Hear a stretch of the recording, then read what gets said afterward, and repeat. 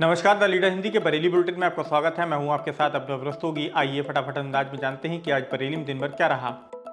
DM के छापे में आरटीओ दफ्तर से भागते दिखे दलाल। डीएम रविंद्र कुमार ने दलालों की मौजूदगी के लिए कुख्यात आरटीओ दफ्तर में छापा मारा तो वहां खलबली मच गई। कोई छत दीवार तो बहुत सारे गेट कूदकर भागने लगे। डीएम के साथ मौजूद गनर और स्टाफ ने 1 दर्जन लोगों को पकड़ लिया। डीएम ने उनसे बात करके दफ्तर आने का कारण जाना। संतुष्ट होने पर कि अमुक शख्स अपने काम से आए हैं, उन्हें जाने दिया। जो डीएम को संतुष्ट नहीं कर पाए उन सभी को कैंट थाना पुलिस के हवाले कर दिया। इसके बाद डीएम दफ्तर के अंदर गए। इसके बाद गेट को अंदर से बंद कर लिया। कर्मचारियों की चेकिंग की। 2 संदिग्ध पाए गए। एक के पास नोटरी की मोहर लगे हुए हस्ताक्षर युक्त करीब 70 की संख्या में ई स्टाम्प पेपर, जिन पर शपथ पत्र का प्रारूप छपा है, शपथकर्ता का विवरण अंकित नहीं है, उन पर नोटरी की मोहर और हस्ताक्षर बने हुए पाए गए। दोनों पर कैंट में मुकदमा दर्ज कराया गया है। नकटिया स्थित आरटीओ दफ्तर के बराबर एक घर को भी देखा गया, जिसके बारे में बताया जा रहा है कि दलाल यहां बनी दुकानों में बैठते हैं। बिजली भी चोरी की इस्तेमाल की जा रही है। डीएम ने एक्सीएन को फोन करके कार्रवाई के निर्देश दिए हैं। रजिस्ट्री दफ्तर में काम कर रहे कातिब को दबोचा। सीडीओ जगप्रवेश ने डीएम के निर्देश पर रजिस्ट्री दफ्तर में छापा मारा। दोनों सब रजिस्ट्रार फर्स्ट और सेकंड के पास एआईजी का ऑफिस भी चेक किया। यहां भी दलालों का नेटवर्क हावी रहने और पैसे लिए जाने की शिकायत मिली थी। तीनों कार्यालयों में कर्मचारियों की छानबीन की गई। एक को संदिग्ध पाकर उसे दबोच लिया गया। एसपी सिटी को भी बुला लिया गया। जिस संदिग्ध व्यक्ति को दफ्तर में काम करते पकड़ा गया उसे कोतवाली पुलिस के हवाले कर दिया गया। उसके बारे में जानकारी जुटाई जा रही है। उसने खुद को कातिब बताया है। उससे ऑफिस में कैसे काम कराया जा रहा था, जांच चल रही है। गोकशी में 3 बदमाश गिरफ्तार, रविंद्र, प्रताप और सत्येंद्र फरार। पुलिस और बदमाशों के बीच मुठभेड़ का सिलसिला गुरुवार को भी जारी रहा, लेकिन इस बार एक चौंकाने वाला राज भी सामने आया है।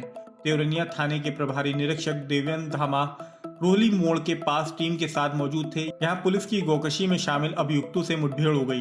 दोनों तरफ से गोलियां चली। ताहिर और यासिन को गोली लगी। पुलिस ने दबोचा तीसरे को भी है, लेकिन उसे गोली नहीं लगी। वो चांद बाबू है, गुन्नाहट्टू का ही रहने वाला है।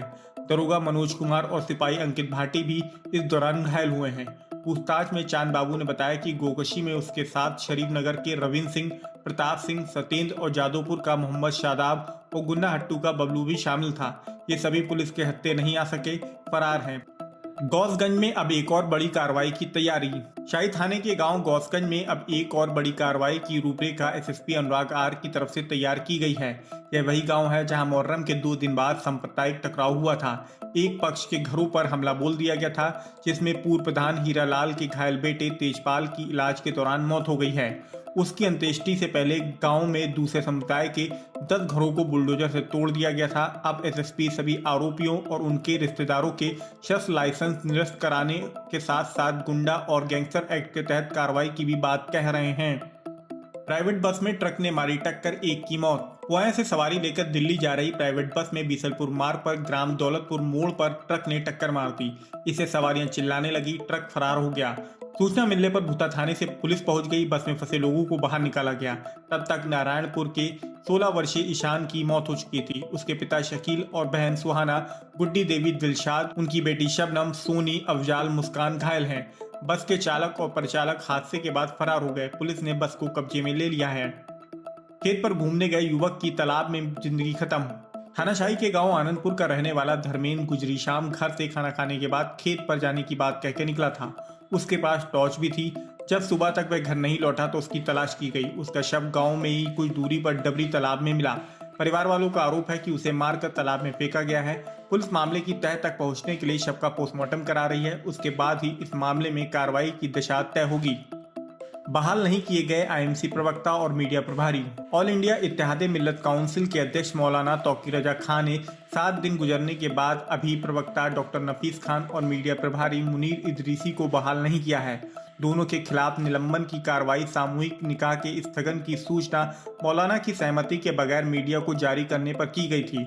इससे मौलाना खफा हो गए थे। प्रवक्ता और मीडिया प्रभारी के साथ प्रदेश संगठन प्रभारी नदीम कुरैशी को भी 7 दिन के लिए आईएमसी से निलंबित करके कारण बताओ नोटिस जारी किया था। नदीम कुरैशी का कहना है कि उनका निलंबन वापस हो गया है। मुनीर इदरीसी ने बताया कि उनका और डॉक्टर नफीस खान का निलंबन अभी खत्म नहीं किया गया है।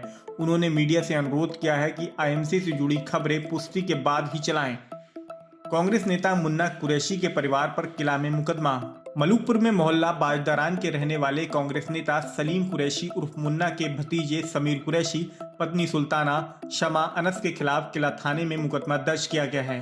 मुकदमा दर्ज कराने वाली महिला का कहना है कि मुन्ना कुरैशी समेत सभी लोग घर में घुस आए, पूर्व में दर्ज कराए मुकदमे को वापस लेने का दबाव बनाने लगे, इनकार करने पर मारपीट की, बेटी से छेड़छाड़ करने लगे।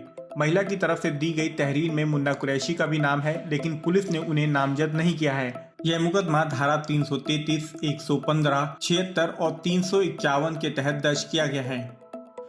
कारगिल युद्ध की 25वीं वर्षगांठ पर निकाली पदयात्रा। भारतीय जनता युवा मोर्चा अध्यक्ष अमन सक्सेना ने मशाल पदयात्रा का आयोजन कारगिल युद्ध के दौरान वीर सैनिकों की याद में किया। कारगिल विजय दिवस की 25वीं वर्षगांठ पर शील चौराहे से शहीद पंकज चौक तक पदयात्रा निकाली गई।